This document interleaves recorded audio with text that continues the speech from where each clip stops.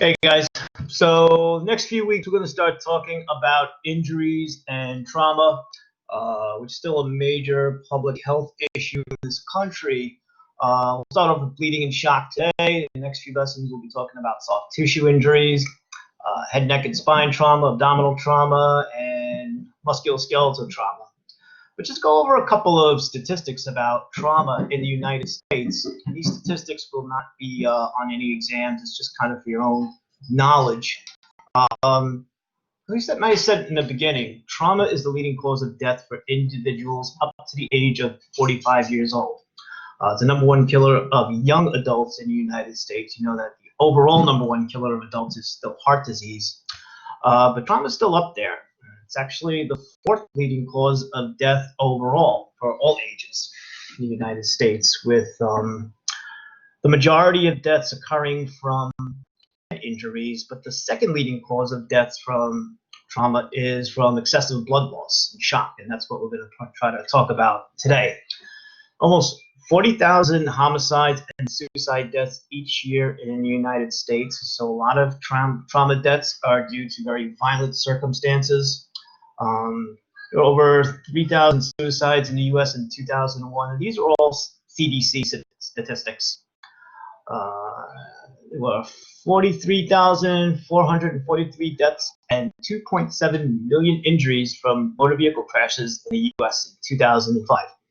And motor vehicle accidents and death and morbid injuries from motor vehicle accidents back in the 60s, what was really responsible for the development of EMS and emergency medicine as you know it today. So let's go and talk about bleeding and injuries from bleeding and hemorrhage and blood loss. The term hemorrhage really just describes a severe amount of blood loss to the point where it could be fatal if not addressed. But before we talk about that, let's recap and talk a little bit about the circulatory system and how blood is contained and how it's distributed through the body. And now the purpose of the circulatory system is to deliver oxygen and nutrients throughout the body and also transport waste materials as well. And there are 3 major components of the circulatory system. There's the blood vessels, and the heart. The heart, you know, is responsible for pumping blood throughout the body. It's a hollow muscular organ with 2 upper chambers, 2 lower chambers. The 2 upper chambers are called the atria. The 2 lower chambers are called the ventricles. The left side of the heart pumps oxygenated blood to the entire body. The right side of the heart pumps deoxygenated blood to the lungs. So if you start from a point of reference from the right ventricle, and when you talk about the right versus left in anything referring to anatomy, you're always referring to the individual's or the patient's right or left. So even though this chamber is left on your screen, it's considered the right atrium for the purpose of anatomy. So the right atrium receives deoxygenated blood from the body that's been stale and used up, pumps it into the right ventricle. From there, the right ventricle pumps blood up and to the lungs to receive oxygen through the alveoli and the capillaries in that area. The oxygenated blood then returns through what's called the pulmonary vein into the left atrium. So the left atrium is receiving oxygenated blood from the lungs, pumps it down to the left ventricle. The left ventricle is now going to pump all that brand new oxygenated blood out through this major artery called the aorta. And then that aorta is going to split off until it becomes smaller arteries and then ultimately capillaries to deliver oxygen to each and every cell of the body. And in turn, pick up carbon dioxide, water, and other waste materials from every cell of the body. So that's what the heart does. You have 3 major types of blood vessels. You have arteries, which carry blood away from the heart. Now, arteries are always under a lot of high pressure. They receive blood directly from the heart, so as the heart is pumping, blood flow is carried directly through that artery. Veins all carry blood to the heart, and in between you have the tiniest blood vessels called the capillaries. So with that, the last component of the circulatory system is the blood itself. And blood itself has four components. It has red blood cells, which are called erythrocytes, and those are responsible for actually carrying the oxygen molecules throughout the blood. Oxygen as a gas cannot really diffuse through the blood very easily, so you need some type of medium to carry them through. The platelets are responsible for clotting the blood to prevent damage, blood loss from minor injuries. White blood cells, otherwise known as leukocytes, are responsible for fighting off infection. And the majority of the blood is this liquidy material called plasma, which is mostly water, but it also is composed of some electrolytes and proteins as well. We'll talk about it another time. So when you're talking about bleeding, you can divide bleeding or hemorrhage into two components. There's bleeding you can see versus bleeding that you can't see. Bleeding that you can see is relatively easy to deal with if you can find it. Bleeding that you can't see requires a little more detective work. So we refer to bleeding that you can see as external bleeding. Three major types of external bleeding. So first you have bleeding that comes from an artery or an arterial bleed. Now arterial bleed, like it mentions before, is blood coming out from an artery. As we mentioned before, blood flow through arteries is very strong, very forceful, because it's coming directly from each contraction of the heart. So when you cut an artery, the type of bleeding you're going to see there is a very spurting type incident. You're going to get spurts of blood with each contraction of the heart. Because the blood cells, the red blood cells, are so oxygenated or so saturated in oxygen, the blood tends to have an appearance of very bright red color. So when you cut an artery, you get a very pulsatile flow of blood. And if that's not corrected very quickly, you can lose your whole blood supply in a matter of minutes, if not a minute. So these are the most life-threatening, most dangerous type of bleeding injuries that can occur. More commonly, though, you'll see a venous bleed, a break in a major vein. Venous bleeds, because they're not under as much pressure, because they're bringing blood back to the heart, tend to bleed steady, they flow. The blood is a little darker in color because it's usually not saturated with oxygen.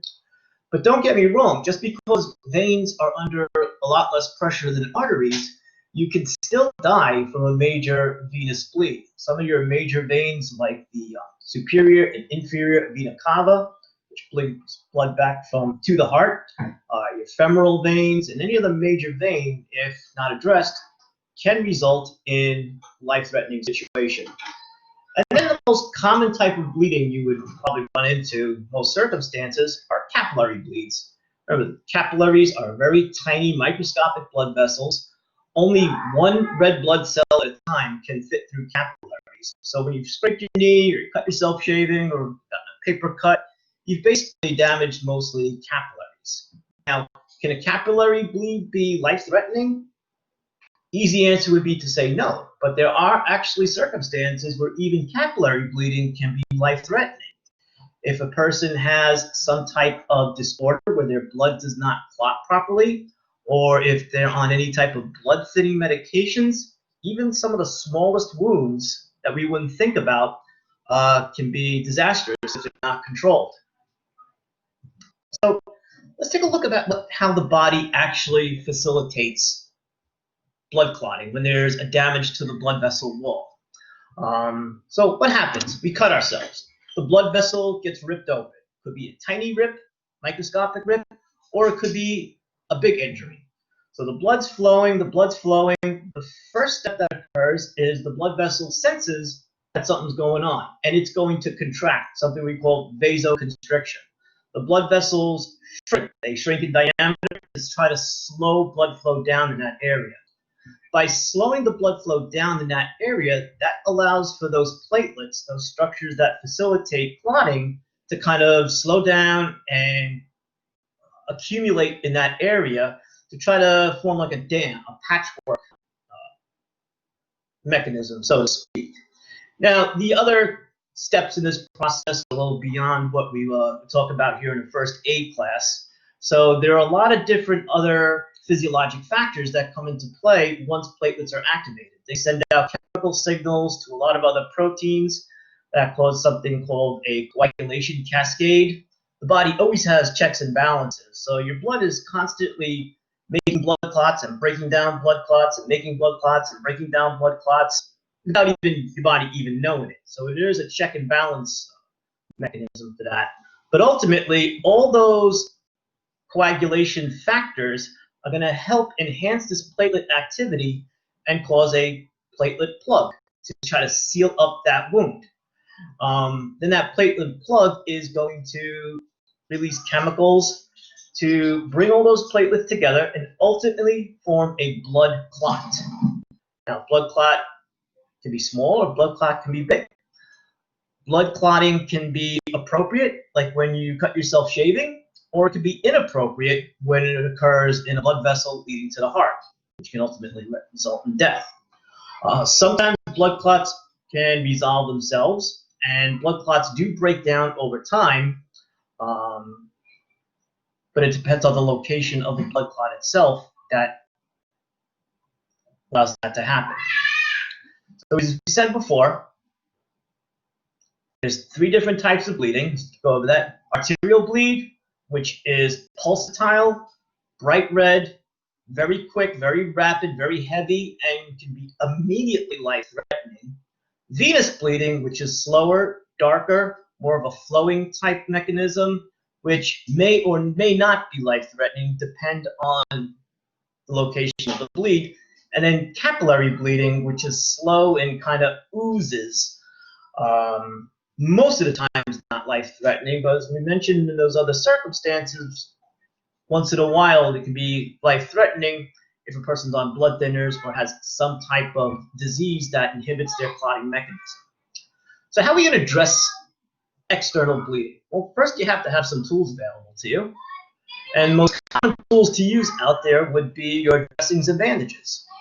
There are many varieties of dressings and bandages. For the most part, a dressing is some type of material that's sterile, usually made out of gauze, but sometimes can be made out of other materials as well. And this goes directly on the wound to stop the bleeding. Most of the times they're built to absorb a lot of blood. Some are even chemically treated to enhance clotting, but just the gauze itself will help some clotting to form. But overall, a dressing goes directly on the wound, and it should be in a sterile package. On top of that, you have bandages. Now, bandages are designed to hold the dressing in place. Bandages obviously should be clean, but they don't necessarily have to be sterile. Most often, they're made out of porous gauze material, but there are other types of bandages as well. A really handy tool to have out there are something called triangular bandages. The medical word is cravats. There's a lot of uses for these type of bandages. They can be used to hold dressings into place. They can be used to make makeshift slings. They can be used to actually hold splints on legs. There's a lot of different uses for them. They're very handy tools to have. So you have some type of external bleeding. Let's say a cut wrist or a cut scalp, for example. Well, let's hold off on the scalp for a second. Let's talk about bleeding on an extremity to start out with. What's the first thing we want to do? Well, there's a couple of steps. First of all, we want to apply direct pressure to that wound. Okay, direct pressure is going to slow down the blood flow. First of all, it's going to help stop the blood from coming out of the body, but it's also going to slow down blood flow, allowing for those platelets to get in control. Tourniquets are another tool we'll talk about in a minute, which, to give you an example of how guidelines change, if we were going to talk about tourniquets 10 years ago, we would have been telling you, no, tourniquets are absolute last resort. You really don't want to use them. You put a tourniquet on, the person's going to lose their limb. we've learned over time that actually not to be true. Tourniquets can be very life-saving, and they are recommended in cases of severe bleeding. An old, non-proven technique of addressing external bleeding is elevation, keeping the arm or keeping the leg above the level of the heart to slow down blood flow to help the bleeding stop. It's debatable whether that really works or not. Most of the new first aid textbooks say it's never been proven scientifically, so it's not recommended. I got to tell you, I deal with bleeding all the time. If I'm suturing a wound and there's bleeding and I keep it elevated up to a certain level, I find anecdotally it works. But that's just my opinion. We'll talk about splints and topical hemostatic agents at another time.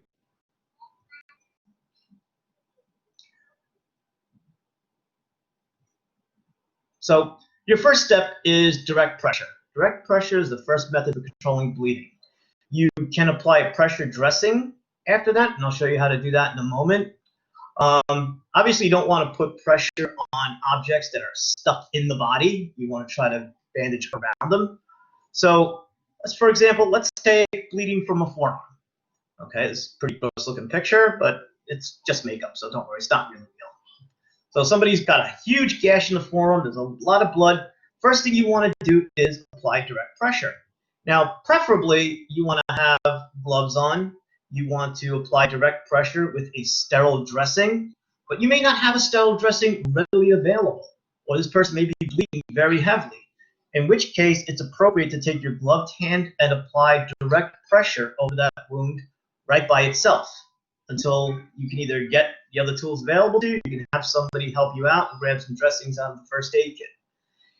If you don't have any gloves, if you don't have any first aid kit, if you don't have anything available to you, you obviously want to protect yourself from any bloodborne pathogens, but you can have the person who's bleeding, you can instruct them to apply direct pressure onto that site. Sometimes people will freak out and they don't know what to do. It seems pretty obvious, but if that blood's coming out of your forearm, you may not be thinking too clearly. So even the smallest thing, like telling them to put their hand over the wound and apply pressure, is good first aid. So obviously, like I said, you want to, at some point, put a sterile dressing over that wound and continue to apply direct pressure to that wound.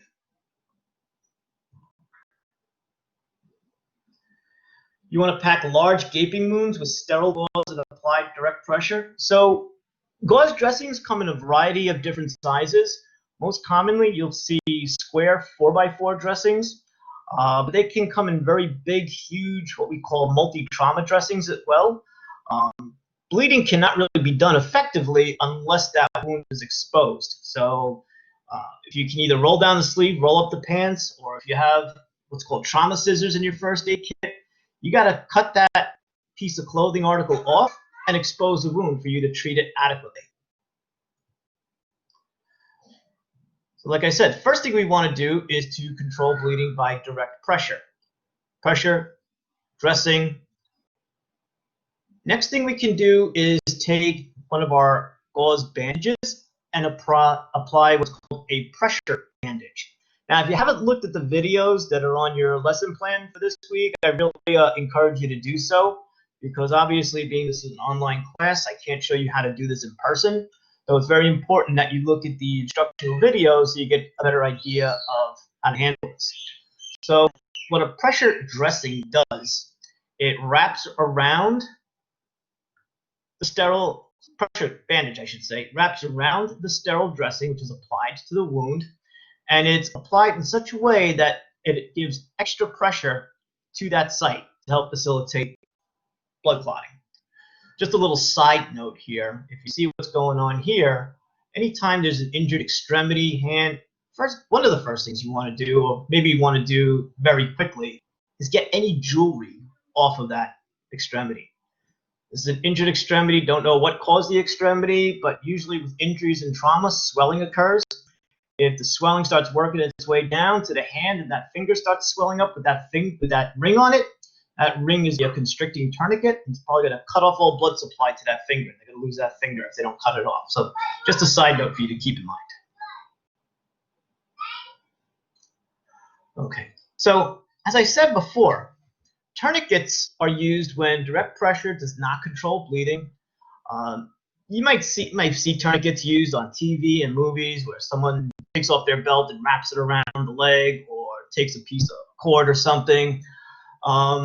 It's really, really recommended to not use makeshift tourniquets, to use pre-made, commercial, fabricated tourniquets, because improvised tourniquets may not work very well. It may give you a false sense of security, and may actually lead to more complications. So again, there are videos on your blackboard to show you the application of a tourniquet, but as we said before, when we used to say tourniquets were almost a last resort, you want to do all these different things first, the paradigm has changed. Have a very low threshold for making the decision to apply a tourniquet. If you're applying direct pressure, if you're applying a pressure dressing and it's still bleeding heavily, another thing I should mention though is when you apply a pressure dressing, when you apply a sterile dressing, I should say, first dressing you put on soaks through with blood. Do not remove it, even if it's saturated with blood.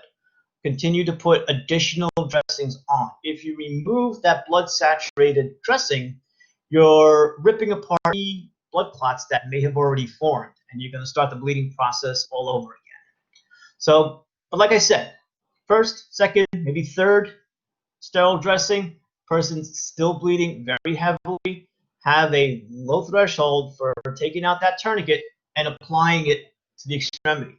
You really want to apply it as close to the wound as reasonably possible. A general guideline, and I'm only saying general, I won't hold you specifically to it, is you want to apply it about maybe 2 to 3 inches away from the wound.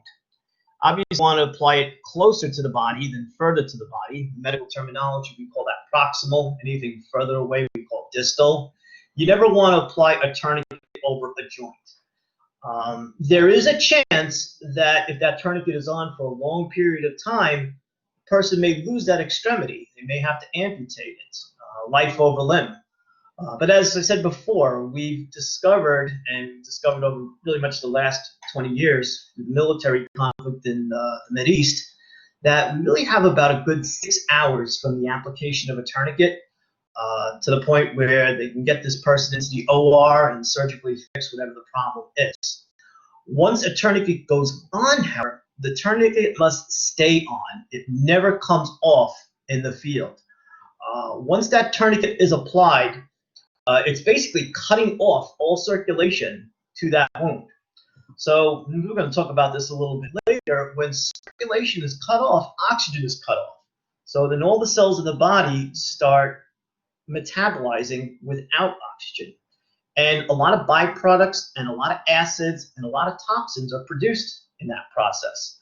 So if you wind up taking that tourniquet off, all those toxins and acids that are produced in this area get introduced into the entire body, and it can cause a person to go into cardiac arrest. So take home point, once the tourniquet goes on, it stays on. If you apply the tourniquet and apply it properly, and the person's still bleeding, it is indicated that if you have one available, apply a second tourniquet. The second tourniquet goes further away or closer to the body than the first tourniquet. So the first tourniquet goes on. If you decide a second tourniquet, it goes a little more proximal than the first. And a tourniquet works by wrapping a band entirely around the extremity and using this little stick that's called a windlass to twist it and tighten it and twist it and tighten it.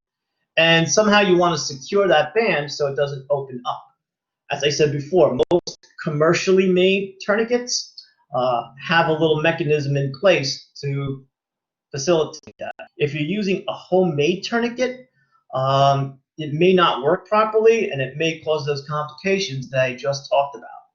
So those are the issues with using a tourniquet. The tourniquets should be a part of any first aid kit.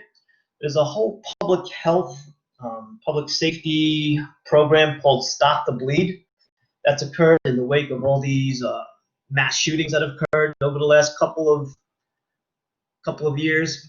And when things like this happen, the shooting in Florida, the shooting in Vegas, a lot of people's lives were saved by bystanders on the scene applying bleeding control techniques and tourniquets. There was very delayed EMS response available. So another example of why bystander first aid is so important. And as I said before, elevation is an option, but there's very little evidence to support it. It's not really going to hurt unless that extremity is broken in several places. But as I said, don't use elevation as the only means to control bleeding. First, direct pressure dressing, maybe elevate the extremity if it helps. But if you put on your pressure dressings and your pressure bandages and bleeding is still occurring, you may have to consider the use of a tourniquet. Something that's relatively new in the world of first aid and EMS are what's called hemostatic dressings, hemostatic agents. There's many different types. The bottom line is they're chemically treated to help promote clotting. So this is a brand name that you see here called Quick Clot. They can be used when direct pressure is ineffective or impractical. I'll talk about a couple of situations like that. In EMS, we use them for long transport times. Some of them are just regular gauze dressings that have chemical treatment on it. Some of them are packages of powder that you just pour directly into the wound. I think I have a couple of videos on that that you can watch. They're associated with some complications. Mostly if the person's awake and talking, they burn. They tend to hurt a lot. But again, life over limb. So when you're assessing external bleeding, you want to go through a step-by-step approach. First of all, check your own fear. If the sight of blood is too gory for you, think about what you can do. Think about how much you can do. Make sure that whatever causes the injury is not a danger to yourself. So if it's a violent situation, stay out of there until it's secured. If it's a dangerous situation, can you do anything to reduce the danger? Do you feel worth taking the risks? It's a decision that's made on an individual case-by-case approach. But in general, make sure the scene is safe. Sometimes you can see how bad somebody is just by looking at them. Now remember that whole ABC approach. Obviously, the person's talking to you, screaming, crying, they have an open airway, they're breathing, they got a pulse. If they appear unresponsive and you see a massive amount of blood, forget about the airway, forget about the breathing. You want to go directly to that bleeding. So if you see somebody with a spurting arterial bleed, you want to address that first. Stop the bleeding first. ABC in your assessment does not necessarily have to be done in that order, as long as they're all done at some point before anything else. So don't forget to use standard precautions, gloves, goggles, anything to protect you from getting exposed. A little story: when I was a medic in the Bronx years ago, and we got a call for a shooting. If anybody's familiar with the Bronx, the location was Crotona Avenue and 183rd Street. And as we approach the scene, we see police surrounding the area. There's a huge guy on the floor, writhing around, flailing. Looks like he was shot in the neck, probably a drug deal that gone wrong. And everywhere he was flailing, a stream of blood was flying around with him. So police are going hysterical. Bystanders are going hysterical. But the bottom line is, my partner and I weren't going anywhere near this person. So we got back of the ambulance. We got our personal protective equipment, our body substance isolation on, which included mask, goggles, gown, gloves. As important as it is to think of somebody else's life, you got to think about your own first. And there's no way we're going to bring any of this stuff home to our families. So that's always the first thing to consider. So remember, Control bleeding, your first step is with direct pressure. Apply sterile dressing. Apply a second sterile dressing. If the bleeding is saturating the sterile dressings, do not remove the sterile dressings.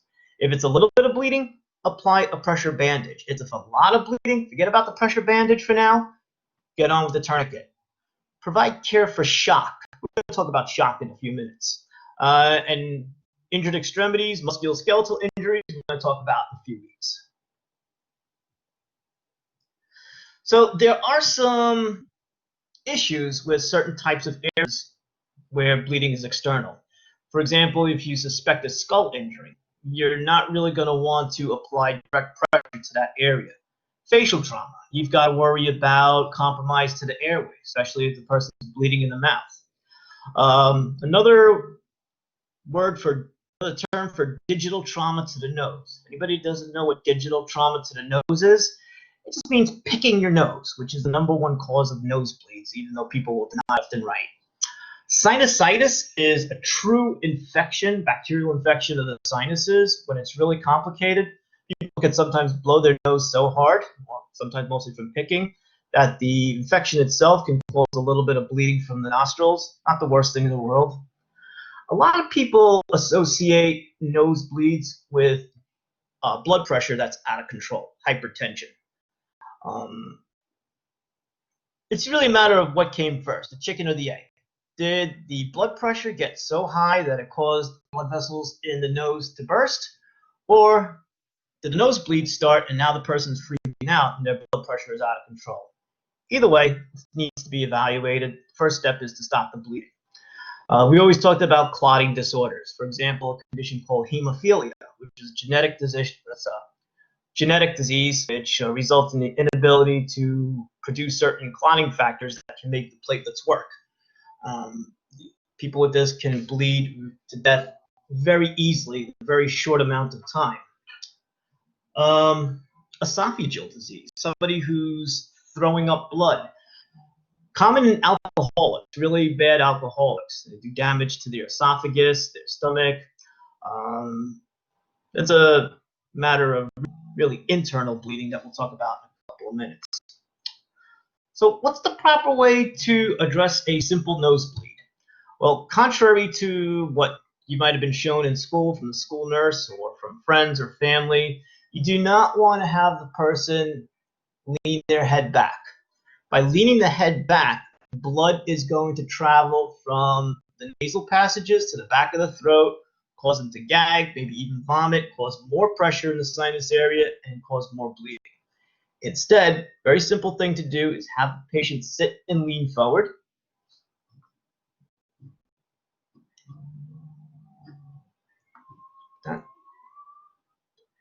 And simply pinch the nostrils together for a good 10 minutes. If after 10 minutes, wipe away all the external bleeding, take a look, give it a minute. If they're still bleeding, then you want to pinch the nostrils for another 10 minutes. Usually in most otherwise healthy people, that's enough to stop most nosebleeds. If it's a situation where it's not stopping, or if this is a person who's on blood thinning medication, you may need to bring them to the emergency room for emergency intervention. There's a number of different things we do in the emergency room for these, including packing the nostril with gauze, kind of burning the blood vessels together so they stop bleeding, a number of different things. Another situation I want to talk about is bleeding to the scalp. Now remember, we talked about the first step of external bleeding is to apply direct pressure. In most cases that's true. But look at this big cut to the scalp. Now you got to ask yourself, what caused that cut? Were they simply struck on the skin with a sharp object that just went right through the skin and caused that bleeding? Or was that wound caused by some blunt trauma to the head, like a baseball or a lead pipe, that could possibly lead to a skull fracture? If that skull is fractured underneath that scalp, last thing you want to do is apply direct pressure and push pieces of the skull into the brain. So in this case, you got to be a little crafty.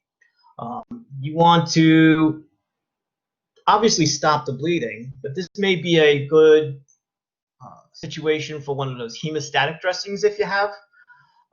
If not, you just want to pack on lots and lots and lots of gauze to sop up the blood and gently try to secure it around the scalp.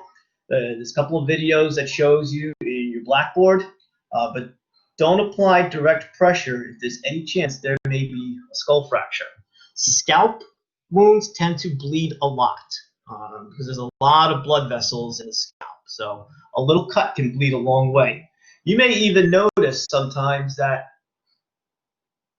somebody took a shot to the head and they're bleeding and you don't even see a clear cut. The scalp is so vascular that sometimes a blunt shot to the head that doesn't even break the skin can cause blood to just kind of ooze through all the pores. I've seen that myself. That's kind of messy and hard to control, but it's not the worst thing in the world. So let's talk about a little bit of bleeding that you can't see, internal bleeding. Obviously, you can't see internal bleeding, so you have to think about, is this person at risk for internal bleeding? Did anything happen to cause internal bleeding? And what are the signs and symptoms of internal bleeding?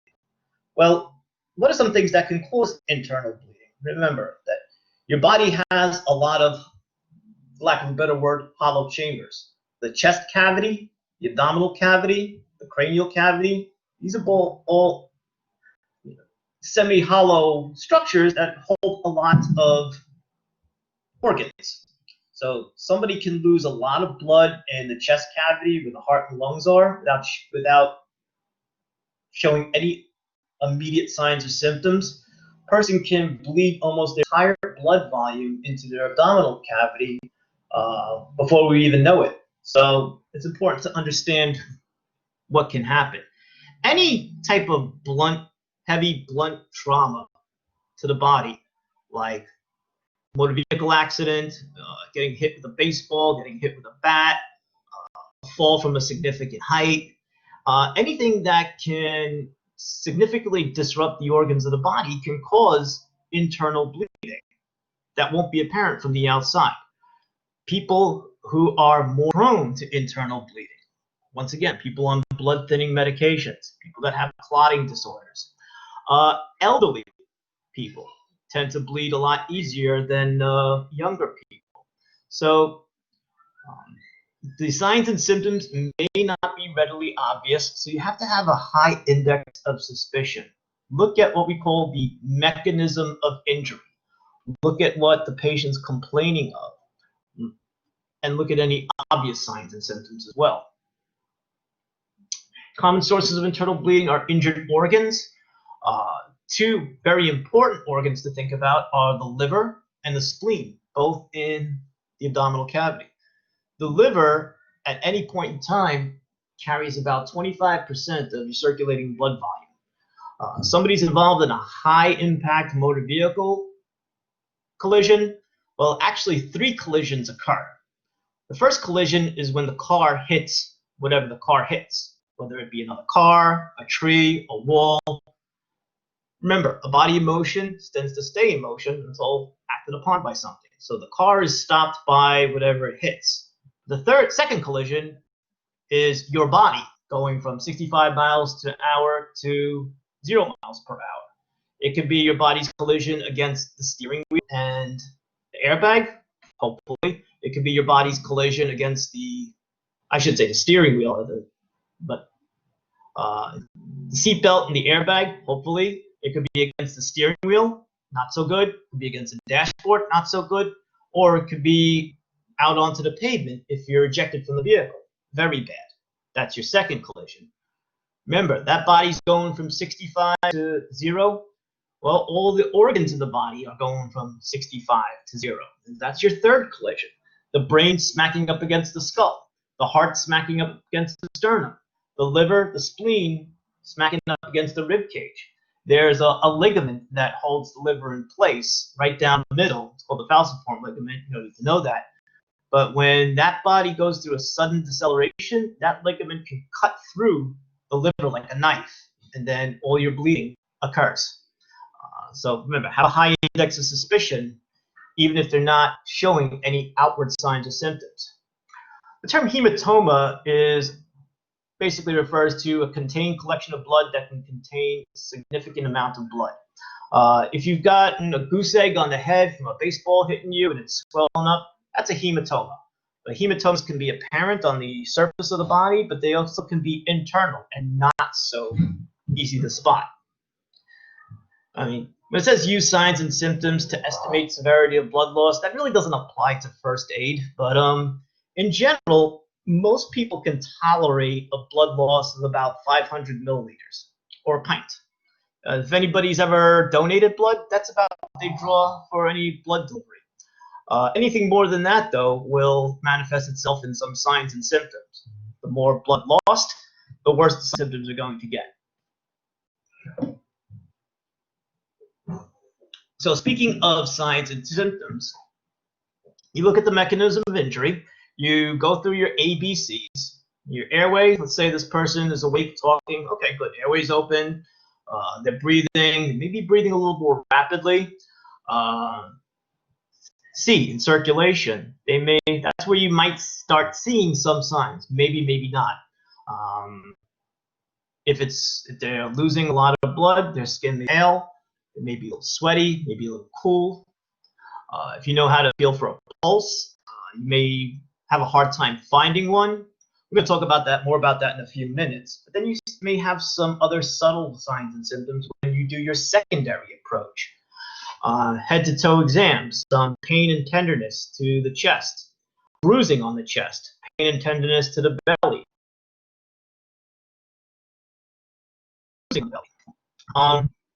If they happen to feel like there's blood in their undergarments, they may have fractured their pelvis. If they're vomiting and you see what appears to be coffee grounds material, it could have perforated something in their stomach. Most of the time, it's due to a perforated ulcer. If they're vomiting bright red blood, that's usually a blood vessel breaking in the esophagus. As I said, very common in alcoholics. Coffee ground material is usually from a stomach ulcer that's kind of mixed blood and digested food and comes back up. If somebody's bleeding from the rectum, that could be a sign of some type of surgical emergency, like cancer. Could be a sign of bowel obstruction. Could be a sign, if it's bright red blood, it could be a ruptured hemorrhoid. Any of these situations, there's not much first aid that you can apply except to recognize it and get them the help that they need very quickly. Just mentioned that before. Okay, so signs and symptoms of hemorrhagic shock. We'll talk about hemorrhagic shock in a moment. So as far as this internal bleeding goes, remember, control external bleeding first. Now that doesn't mean, sticking a bunch of gauze down somebody's throat if they're vomiting blood. External bleeding that you can see. External bleeding and internal bleeding if it's a really bad trauma. Call 911 immediately and treat for shock. So speaking of which, and here's some other signs and symptoms of internal bleeding. Look at the mechanism. MOI stands for mechanism of injury. Look for bruising over the abdomen or the chest, painful, swollen, deformed extremities. Most isolated extremity injuries, single long bone fractures won't result in internal bleeding, with the exception of maybe your upper thigh bone, femur. If a broken femur can cause as much of a liter, if not more, of blood loss in that container, and that can lead the person to go into shock. Speaking of which, we're going to talk about shock right now. You've probably all heard the term shock. Most people use shock in different contexts. You may use the term referring to an electrical shock, which we'll talk about at another time. Some people refer to mental trauma as shock. But what shock is in the terms of trauma and emergency medicine is the lack of something called perfusion to all of the cells of the body. Most specifically, or most importantly, I should say, to the brain. So let's look a little bit about this term perfusion, because this is a very important term to become familiar with. Perfusion is the adequate delivery of oxygen and nutrients to each and every cell of the body. Know that. Just as important as that is the adequate removal of carbon dioxide and waste from each and every cell of the body. And as I said, the most important cells are the ones of the brain and nervous system, then the pulmonary and cardiovascular system, and then level of importance goes down the line. So what facilitates perfusion? Well, what facilitates perfusion is an intact cardiovascular system, which allows arterial blood to travel through the blood vessel with oxygen saturated and deliver those molecules of oxygen to the cells, and in the meantime pick up molecules of carbon dioxide and bring them out to the lungs for elimination. So what allows for perfusion to occur is an intact cardiovascular or circulatory system.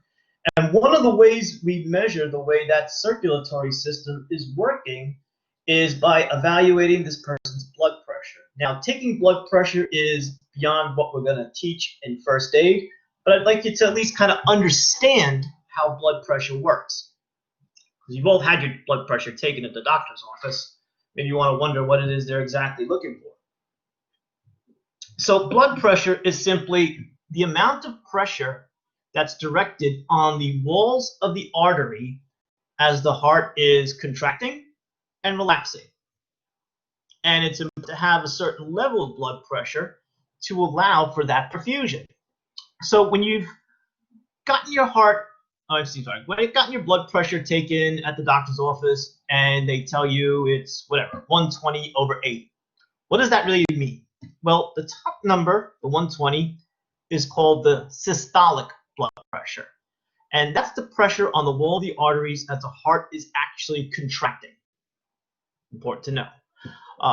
The bottom number, the 80, is the diastolic blood pressure. And that's the pressure that's exerted on the artery as the heart is relaxing or going into what's called diastole.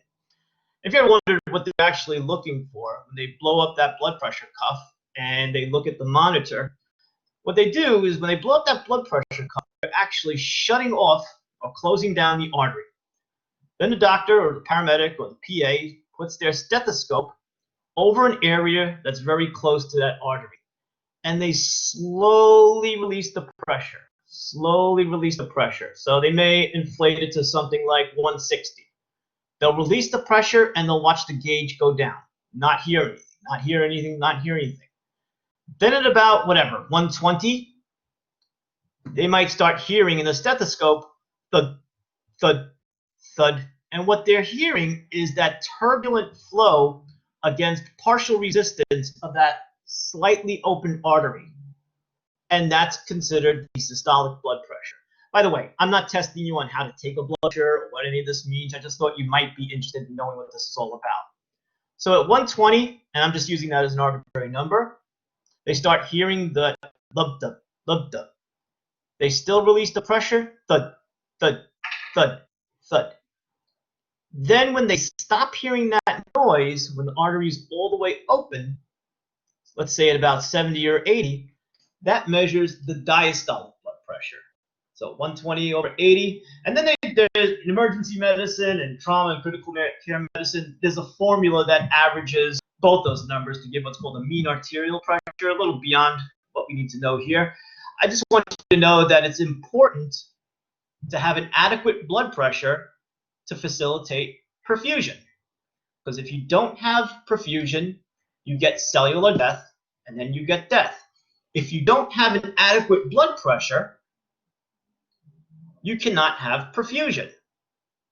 For example, if I have a 6-story building, and I'm a landlord, and I want to deliver hot water to my tenants on the 6th floor, I have to have an adequate supply of water. I have to have pipes that aren't leaky, and I have to have some type of pumping mechanism to get the water up against gravity from the ground to the floor. So what do I need to have an adequate blood pressure that's going to do the job? So first of all, I have to have an adequate volume of blood. So in the textbook, typical, prototypical patient, generally your average size adult male would have about 6 liters of blood. Obviously, that's a generalization. Many people are different. So you have to have a good blood volume. You have to have what's called good cardiac output. You have to have a heart that's able to do the job.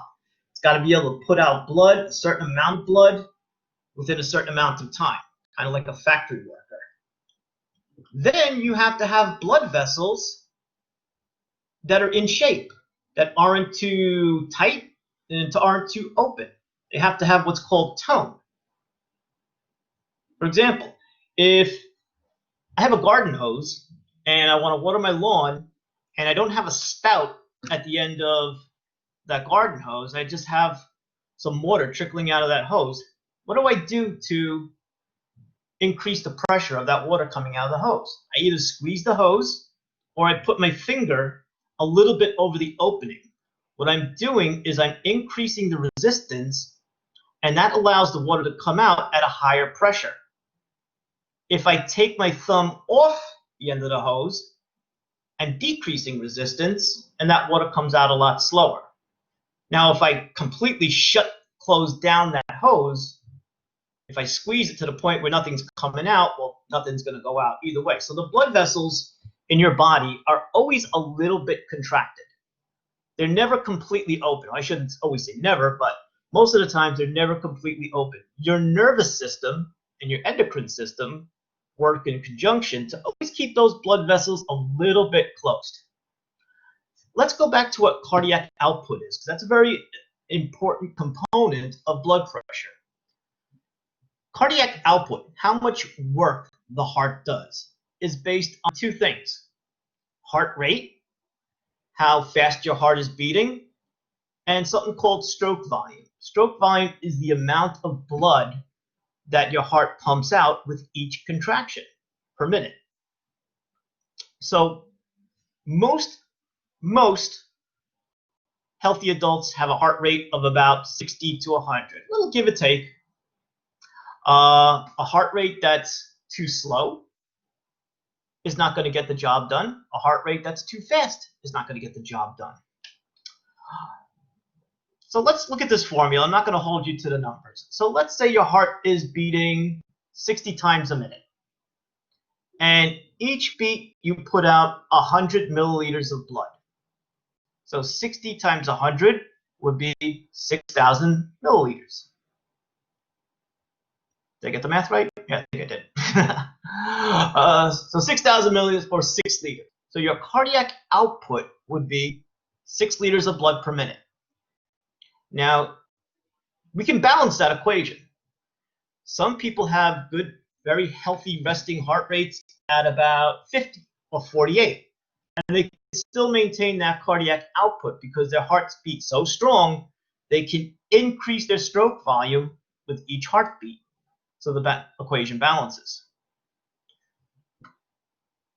Let's talk a little bit about stroke volume. Stroke volume is the amount of blood that's pumped out with each contraction. And that's a component of a couple of things. Most importantly, the strength of the heart. Okay? A good, strong heartbeat is important to maintain stroke volume. Preload has to deal with how much blood is coming back into the heart. If nothing comes in, nothing's going to go out. Afterload refers to the resistance that the heart is encountering. So let's just kind of sum this all up a little bit. In order to have a good blood pressure, you have to have blood volume, cardiac output, resistance. You have to have blood coming into the heart. You have to have a heart that's contracting strong. And you have to have not too much resistance or too little resistance. Cardiac output equals heart rate times stroke volume. Blood pressure equals cardiac output, resistance, and blood volume. You're going to see how that all ties in. The body is so good at checks and balances. So if one of these mechanisms fail, other mechanisms can kick in to try to compensate and try to keep the pressure maintained. So when we talk about shock, the body's ability to, or the body's loss of ability to perfuse, one of the things the body does is try to compensate if one of these mechanisms starts becoming impaired. So shock can be classified as early or compensated, late or decompensated, or unfortunately what we call irreversible. That even if all the factors are corrected for, the damage has been so done, the person's generally going to die. So earlier compensated shock occurs when something happens, maybe we're losing blood, or maybe the heart's not beating strong enough, or maybe those blood vessels are opening up too much. But the body is working to still try to balance that equation and maintain that blood pressure.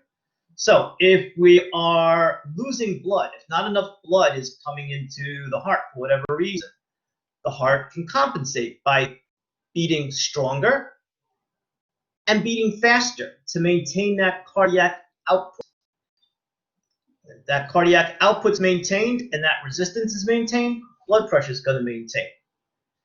If something is happening where the heart rate is too slow, maybe the heart's sick for whatever reason, well, the body may compensate by increasing the amount of blood that's delivered to the heart to maintain that blood pressure.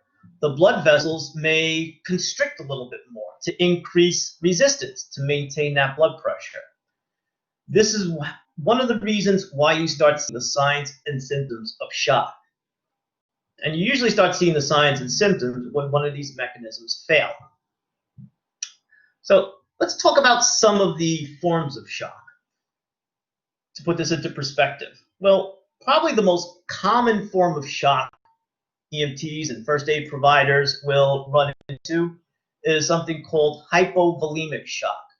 Hypo, the prefix pertains to decreased or less.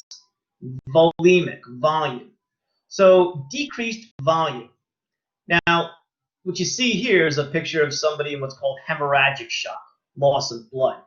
And although that occurs a lot, hypovolemic shock can occur through either blood loss or any other kind of fluid loss. So if somebody is vomiting or has excessive diarrhea, they're losing heavy amounts of fluid, which makes up your blood volume, which can also reduce volume of blood or volume returning to the heart. If they're new onset diabetic and they're peeing and urinating like crazy, losing all that fluid, more fluid than they're taking in, they can go into hypovolemic shock. It just basically has to do with loss of volume, loss of fluid, loss of blood. It can happen through burn injuries, which we'll talk about next week. I know this is a pretty grotesque picture here, but I think it makes the point. So when blood or fluid is lost, the body is going to try to compensate by heart beating faster to increase the output, by the blood vessels themselves, mostly the arteries, clamping down, decreasing diameter to increase resistance, maintain cardiac output, and some other factors will occur as well. So what would be the signs and symptoms of hypovolemic shock? Remember, external bleeding can lead to hypovolemic shock, internal bleeding can lead to hypovolemic shock, or other metabolic situations like severe diarrhea or excessive urination can all lead to hypovolemic shock. Well, what's one of the first things we'd see? Well, we'd see some kind of mental status changes. Now, in the early states of shock, that may lead to little anxiousness, a little irritability, maybe a little confusion. In the later stages of shock, you're going to see lethargy, maybe even loss of consciousness. In the early stages, a person may complain of excessive thirst. Okay? Because what's the body trying to do? It's trying to signal that we need more fluid. The pulse rate, the heartbeat, is going to increase as a means of trying to increase cardiac output. The skin is going to be pale, cool, moist. Why does that happen? Well, because the body, again, likes to try to compensate. The body's very smart at what it does. We know that the most important organ to perfuse at all times is the brain. So the body will start sacrificing organs in order of least importance to more importance, to save the brain. So if the body is sensing blood loss, in order to save the brain, it's going to redirect blood flow from areas of least importance. Not that any structure is not important, but it's a priority order. So one of the first things the body's going to do is redirect blood flow from the skin to the more vital organs. So it's going to close down circulation from the skin, because the skin can go a long time, or a relatively long time, with very little oxygen. The brain cannot. So when blood flows away from the skin's going to be pale. That warm blood being diverted away from the skin is going to cause the skin to become cool to the touch. Now, what's causing this to happen? Remember we talked about the sympathetic nervous system? The sympathetic nervous system is what responds when your body is in danger. So the sympathetic nervous system causes the blood vessels to constrict in the skin. It's going to activate the sweat glands, probably as a mechanism for releasing heat. So the person's going to be cool, they're going to be pale, but they're also going to be very sweaty too. That's a very early sign of shock, early shock. Nauseous and vomiting. Well, why do you think that's happening? Well, think about it. When your body is in the middle of a crisis, it's not so important to digest a steak. It's important to not be a steak. So the digestive system is not an immediately important functioning system. So the body is going to try to redirect blood flow and activity from the digestive system and kind of shut that down to spare the heart and the brain. So whatever's in the stomach and the digestive system is just going to sit there. It's not going to move very well. So a person may start feeling nauseous, start feeling queasy, may even start vomiting. And then other things are going to happen as well. Urine output is going to decrease. You're not going to really measure that. They're going to lose pulses. We're not going to really measure that. So just kind of think about these more common signs and symptoms of shock. Mental status changes, restlessness, excessive thirst, cool, pale, diaphoretic or sweaty skin, rapid breathing to try to get more oxygen into what little blood and cardiac output we have, nausea and vomiting. These are really the classic signs and symptoms. Okay, so that's for hypovolemic shock. But there are other reasons why somebody can go into shock as well. We have another form of shock called cardiogenic shock. Cardiogenic shock. Most commonly, this occurs from a severe heart attack. The heart cannot pump enough blood to meet the metabolic demands of the body. Now, we talked about how a heart attack generally occurs, right? The heart receives all of its oxygenated blood through these arteries called the coronary arteries. If one of these arteries becomes blocked up and enough of this heart breaks down and starts dying, well, the heart's going to lose muscle mass. It's going to lose its ability to effectively pump. So if the heart does not pump strong, you're losing contractility or force of contraction. If you lose force of contraction, you lose stroke volume. If you lose stroke volume, you lose cardiac output. If you lose cardiac output, you lose blood pressure. And if you lose blood pressure, you start losing perfusion. So it's very important for that heart to maintain, to be able to pump out a certain amount of blood with each contraction.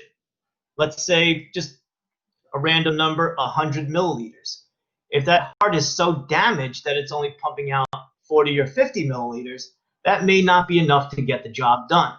And so again, you're going to see those signs and symptoms of shock that we just talked about may also be coupled with chest pain if it's associated with a heart attack.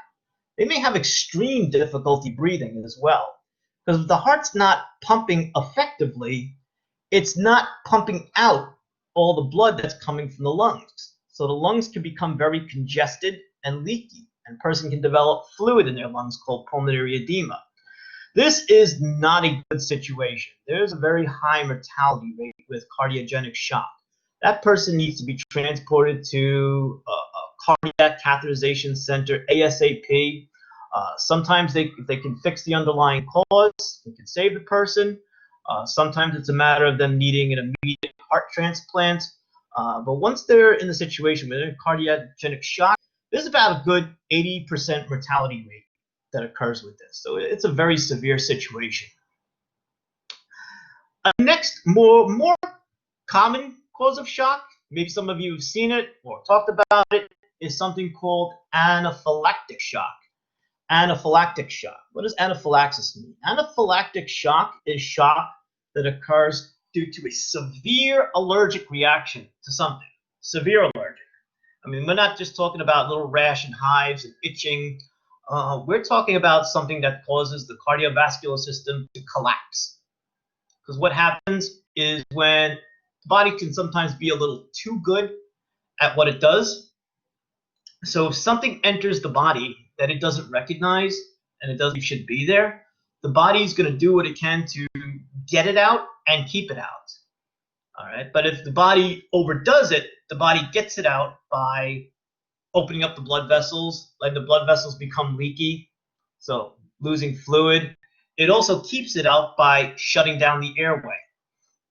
So there's many different things that a person can have an anaphylactic reaction to. Insect bites, medications like penicillin, peanuts, just to name a few.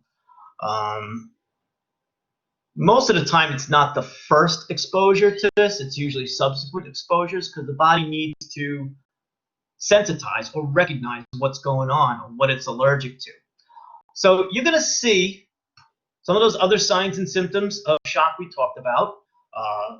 Pale, sweaty skin, the rapid heart rate, rapid breathing, mental status changes. But you also might see signs of typical allergic reaction too. I don't know if you remember this movie back from a few years ago with Will Smith called Hitch. Facial swelling, hives, rash, especially around the lips and the tongue. That really is serious because that means the airway is shutting down. What's the definitive treatment for anaphylactic shock? Well, among other things, very important is the use of what's called an epi or epinephrine autoinjector. People who have had these type of reactions in the past are often prescribed these autoinjector medications, which delivers something called epinephrine into the system.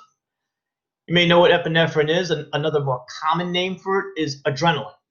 So when somebody's going into shock, what's happening? Their blood pressure is dropping, their blood vessels are opening up, their airways are constricting. What does adrenaline do? It just does just the opposite of that. Epinephrine/adrenaline will increase your heart rate. It will increase the force of contraction. It will cause blood vessels to constrict, elevating the blood pressure. It will open up the bronchial passages, allowing more air to get into the airway. It augments the sympathetic nervous system. And this is a very, very important intervention.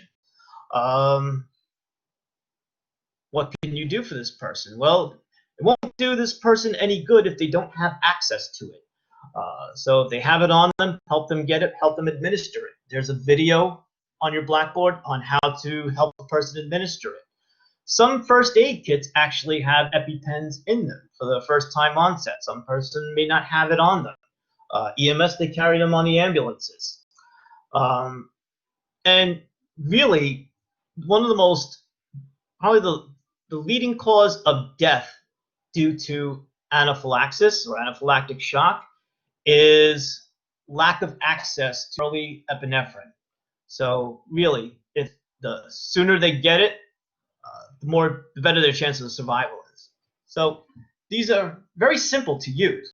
It's not like a doctor taking up a needle and a syringe, drawing up medication and measuring it out and applying it. It's done automatically. If you can see right here, you take the medication, make sure it's appropriate, make sure it's epinephrine auto-injector. There's a couple of different brand names to it. Pull off the safety cap. You're holding it pretty much like a dagger, and you're going to press it up against the person's outer thigh. And you want to apply a little bit of pressure. It's pressure loaded, so basically it's spring loaded. So when a certain amount of pressure is detected, it spring loads the needle right into the muscle and delivers the medication. So you want to do it basically hard enough, and you want to hold it there. You don't want to just, start stabbing them over and over and over again like a horror movie. Jab it into the thigh and hold it for about a good 10 seconds. It's going to take a good 10 seconds for all that medication to get in there. And then you want to encourage the individual, if you don't want to do it yourself, to rub the area, to massage the area, to try to get the medication through the muscle and into the bloodstream. And don't forget to call 911, all right? Even if the symptoms tend to resolve, the medication doesn't last very long, 10, 20 minutes. A lot of times they'll need a second dose. A person having this reaction, they're usually monitored in the emergency room for a good 6 to 8 hours. And they're pumped with other drugs as well, which is beyond what we're talking about. And again, please look at the videos to get a better idea of what this is about. So then you have not a common form of shock, but something you still want to know about, and to get a better understanding of what leads to shock is something called neurogenic shock. Neurogenic, neurologic, nervous system. So what happens with neurogenic shock? Well, remember, one of the things that leads to an adequate blood pressure is cardiac output, but also the tone or the resistance of your blood vessels. We said that a blood vessel that is completely clamped down and shut down won't deliver any blood, but a blood vessel that's too wide open won't have enough pressure to deliver blood as well. So your nervous system is constantly readjusting the size or the diameter or the caliper of the opening of your blood vessels depending on specific need of your body. So if you can see in this picture here would be a normal cross-section of an artery at any point in time. Here's an artery that's constricting a little bit, and here's an artery that's wide open, wide open. Now, if I were to cut off the signal to that artery, it would lose its normal tone and it would just spring open to its widest diameter. What do we talk about that? That's like taking my thumb off the tip of the hose, dropping blood pressure. So there are certain times when severe injury to the spinal cord will shut off that signal to the surrounding blood vessels, causing them to all open up. If all those blood vessels open up, then what's going to happen? Peripheral vascular resistance is going to drop, blood pressure is going to drop, perfusion is going to be dropped. And this is all due to injury to the spinal cord.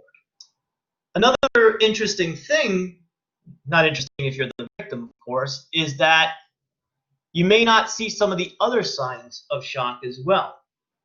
Remember, what causes the heart rate to speed up? The sympathetic nervous system. The nerves that facilitate the sympathetic nervous system usually come off the thoracic and the lumbar area of the spine. If this is cut off, those nerves are not going to be able to signal to heart to speed up.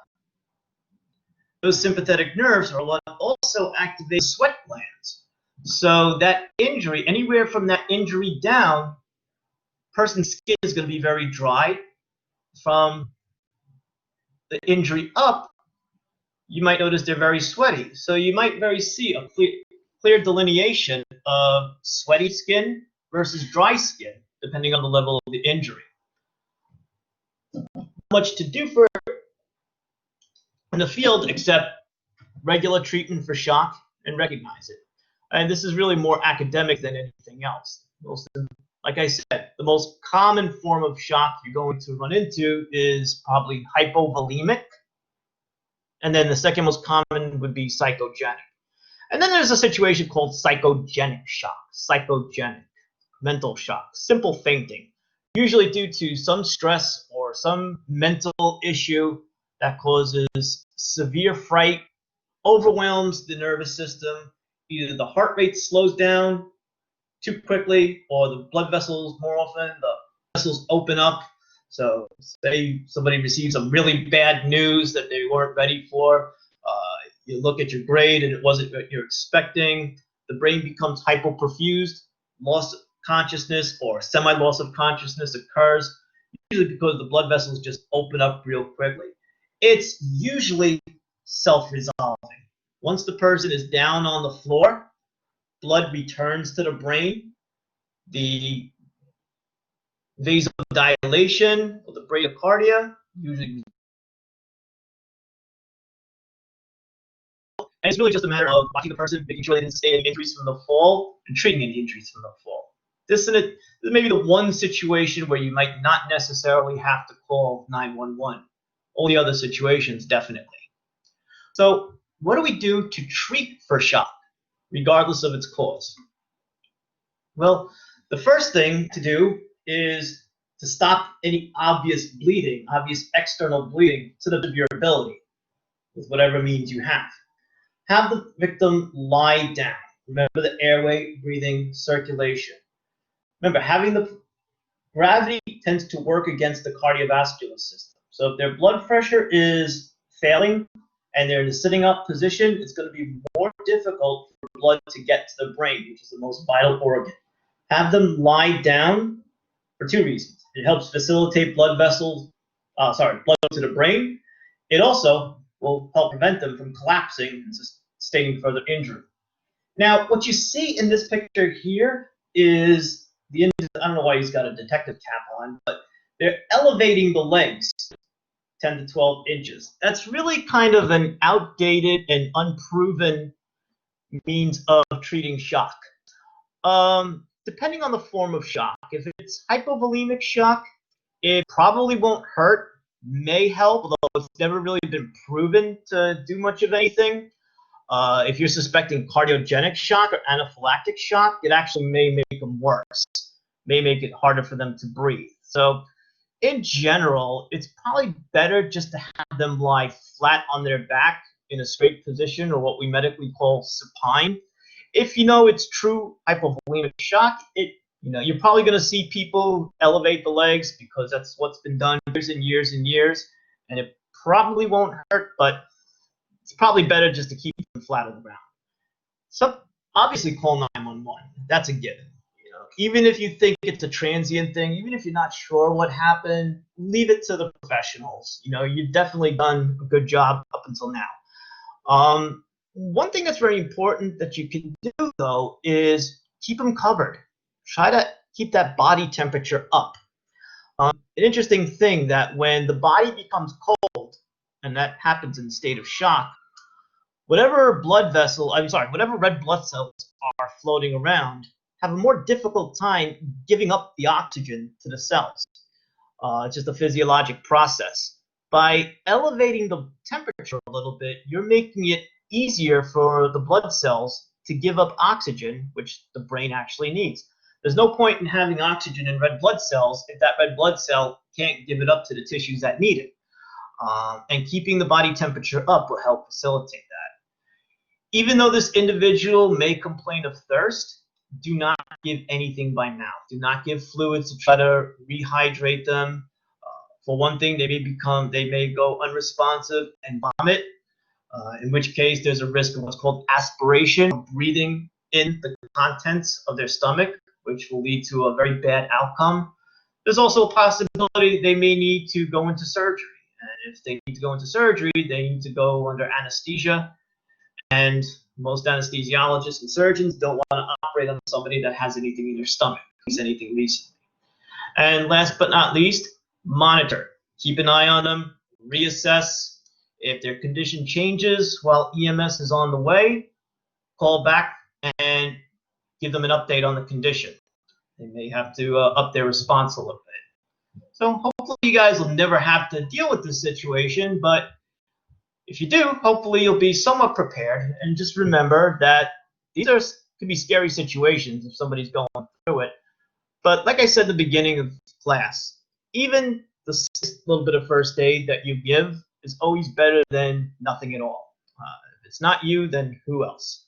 So if you have any questions about the material that we've covered, please, please, please, I encourage you to post your questions up on the discussion board. And please, please, please, make sure you view all those videos and read up on the study notes that are in your Blackboard. Okay, I will talk to you guys and see you guys soon. Bye-bye.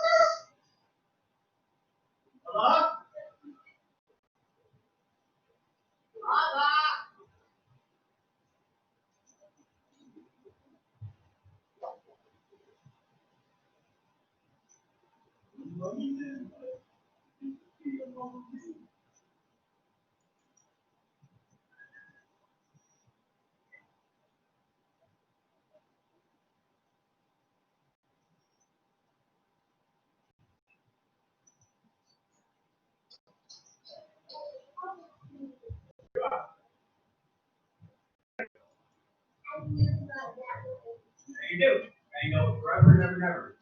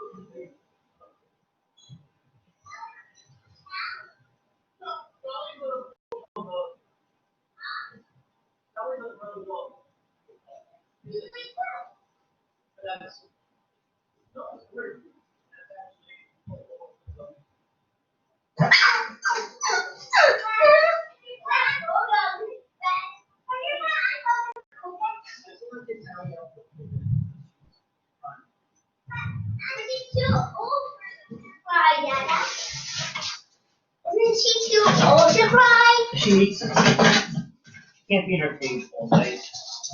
But does she need to talk? Isn't she too old to cry? Did you hear her? She's one. I know.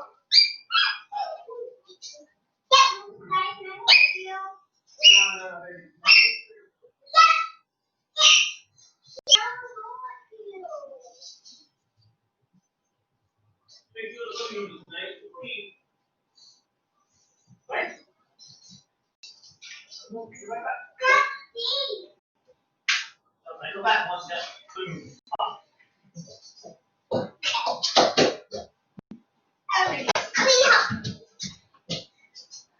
Clean up, Erin.